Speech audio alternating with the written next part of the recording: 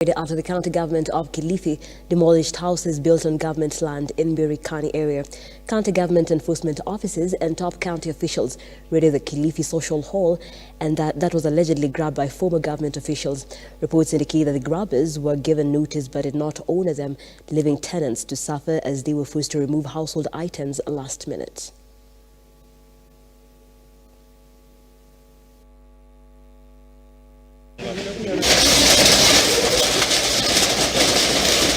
Nafikiri hiyo kazi inaendelea ya kuvunja leo hiyo shamba ya social services. County hii haina county headquarters. Mahali ilikuwa imeambiwa itajengwa county headquarter ni pale social services ground. Shamba hii ilikuwa ya umma.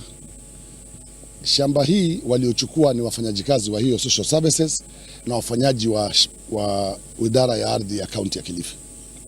Ndio walichukua hii shamba. Wameenda wametengeza letters of allotment.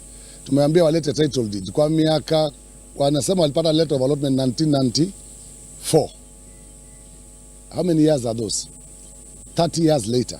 Wanasema wana title deed. Wanazungusha watu na letters of allotment. Cha kushangaza ni kuwa mtu alifanya kazi hapa, mama huyu alifanya kazi hapa social service karibu miaka 15. Viwanja vikawa viko hapa eneo lote hili, lakini yeye hakununua kiwanja. Akaona ni bora yeye kwa sababu ni mkubwa achukue kiwanja hapa ajikatie, na yeye ili hali yeye anapaswa kulinda mali.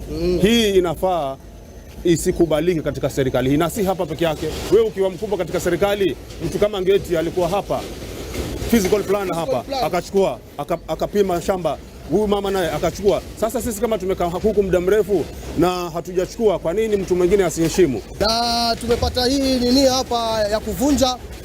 Hao watu walikuwa wanavunjiwa, walipewa notice kutoka kitambo, lakini hao wenyewe ndio wamedharau. Na sisi tunasupport serikali venye imefanya.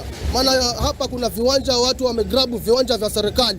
Kitu moja ambacho mimi nashangaa ni serikali yetu vile inaweza ingia usiku alfajiri na watu na mafamilia zao na vitu zao, na kuanza ukiangalia tayari maisha ni shida hapa, kisha wanaanza kubomoa kila kitu, karibu kila kitu bila kusema, kitu bure, na watu hawana mahali ya kwenda, hawana msaada kutoa vitu, hawana notice. Mimi nimefuatilia history tangu zamani, na ilikuwa wanasema wanabomoa kisha wanasema hawabomoi.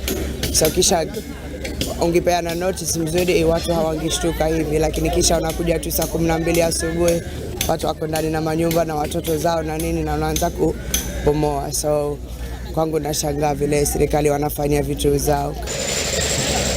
Now business owners in Maralal town are counting losses